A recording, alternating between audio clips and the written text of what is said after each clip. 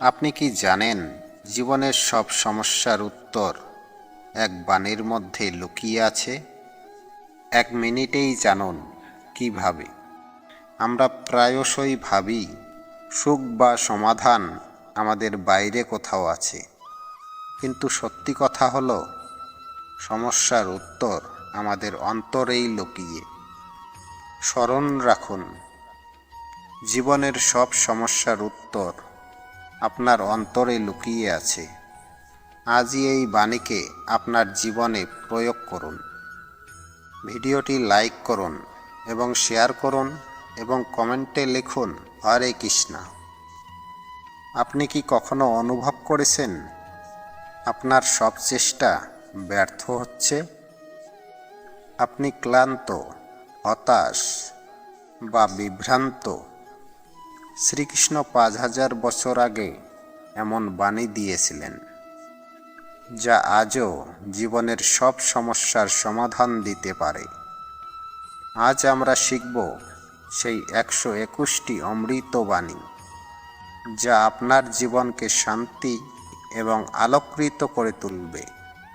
নমস্কার বন্ধুরা, আমাদের হিয়ামনি ইউটিউব চ্যানেলে। এই চ্যানেলে আমরা শ্রীকৃষ্ণের বাণী থেকে শিখি ভক্তি, জ্ঞান এবং জীবনের মূল্যবান শিক্ষা। আজকের ভিডিওতে থাকবে 121টি বাণী, প্রতিটি জীবনকে সুন্দর ও অর্থপূর্ণ করতে সাহায্য করবে। চলুন শুরু করি। বন্ধুরা, তোমরা রাত্রে ঘুমোতে যাওয়ার আগে আর সকালে ঘুম থেকে উঠে অবশ্যই ভগবান শ্রীকৃষ্ণের বাণী শোনো। এতে তোমার জীবন বদলে যাবে। চল আর কোনো দেরি না করে সেই পবিত্র বাণী শুনি। শ্রীমদ্ ভগবত গীতাকে নিয়ে বলা হয়েছে, একাং শাস্ত্রাং দেবকী পুত্র গীতা, অর্থাৎ একমাত্র সেই শাস্ত্র যার গায়ন স্বয়ং ভগবান শ্রীকৃষ্ণের মুখনিসৃত বাণী থেকে হয়েছে, তাই শ্রীমদ্ ভগবত গীতা। যখন মহাভারতের যুদ্ধক্ষেত্রে অর্জুন অস্ত্র তুলে নিতে দ্বিধাগ্রস্ত হয়ে পড়েছিলেন, তখন ভগবান শ্রীকৃষ্ণ যে নিজ মুখে শাস্ত্রের গীত গেয়েছিলেন, সেই মহাদিব্য উপদেশই শ্রীমদ্ ভগবত গীতা নামে পরিচিত। এর মাহাত্ম্য অপার, অপরিসীম। এর প্রকৃত মাহাত্ম্য কেউই পুরোপুরি বর্ণনা করতে পারেন না। তাহলে আমরা সাধারণ মানুষ তো আরও সীমাবদ্ধ। এমন বলা হয়ে থাকে যে ঘরে প্রতিদিন শ্রীমদ্ ভগবত গীতা পাঠ হয় কিংবা তা শোনা হয়, সেই ঘরে স্বয়ং শ্রীকৃষ্ণের আগমন ঘটে। এই গীতাকে পৃথিবীর প্রতিটি মানুষের পড়া ও বোঝা একান্ত প্রয়োজনীয়, যাতে তারা জীবনের সুখ, শান্তি ও সফলতা লাভ করতে পারে। শ্রীমদ্ ভগবত গীতায় মোট 18টি অধ্যায় রয়েছে এবং এই 18টি অধ্যায় মোট 700টি শ্লোক রয়েছে। এই কারণেই আমরা আজ শ্রীমদ্ ভগবত গীতার ঐশ্বরিক জ্ঞান থেকে অনুপ্রাণিত হয়ে 121টি গুরুত্বপূর্ণ ভাবনার কথা জানব, যেগুলো খুব সহজ ও সরল ভাষায় তোমাদের বোঝাতে চেষ্টা করব। আর আমাদের পূর্ণ বিশ্বাস, প্রতিদিন এই ভাবনাগুলি শ্রবণ করলে তোমার জীবনের বর্তমান এবং ভবিষ্যতের সমস্যা থেকে মুক্তি লাভ করবে। তোমার জীবনের বর্তমান এবং ভবিষ্যতের সমস্ত সমস্যা থেকে মুক্তি লাভ সম্ভব হবে।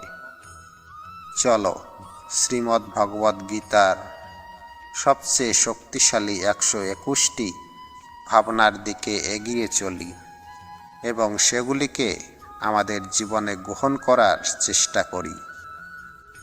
শ্রীমদ্ ভগবত গীতার প্রথম এবং সর্বাধিক গুরুত্বপূর্ণ উপদেশ হল কর্মই সর্বোচ্চ ধর্ম।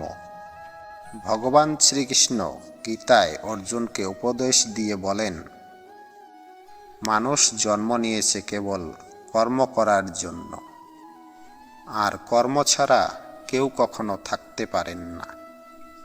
মানুষকে ফলের চিন্তা না করে কেবলমাত্র কর্মের দিকে মনোনিবেশ করাই আসল ধর্ম। সব সময় সৎকর্ম করা উচিত, কারণ কর্ম সেই ফসল যা মানুষকে যেভাবেই হোক কেটে নিতে হবে। যেমন কর্ম হবে ঠিক তেমনই তার ফলও হবে। কর্মের হিসেব খুব সহজ। ভালো করো, ভালো ফল পাবে। খারাপ করো, খারাপ ফল পাবে। মানুষ যে রূপে ঈশ্বরকে স্মরণ করে, ঈশ্বরও তাকে সেই রূপেই দর্শন দেন। নিজের শক্তিকে দুশ্চিন্তায় ব্যয় না করে সমস্যার সমাধান করার ব্যবস্থা করাটাই বুদ্ধিমানের কাজ। অসৎ জিনিস দেখা ও শোনা থেকেই আসল অসৎতা শুরু হয়।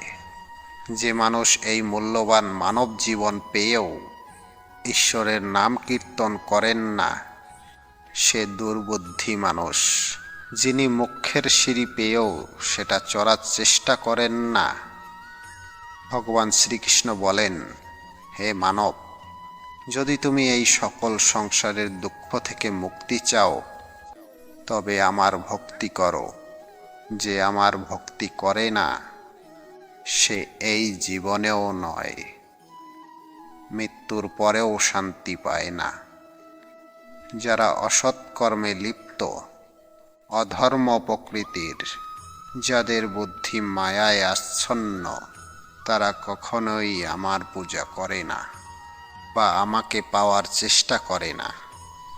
নিজেকে ভগবানের প্রতি সম্পূর্ণরূপে সমর্পণ করো।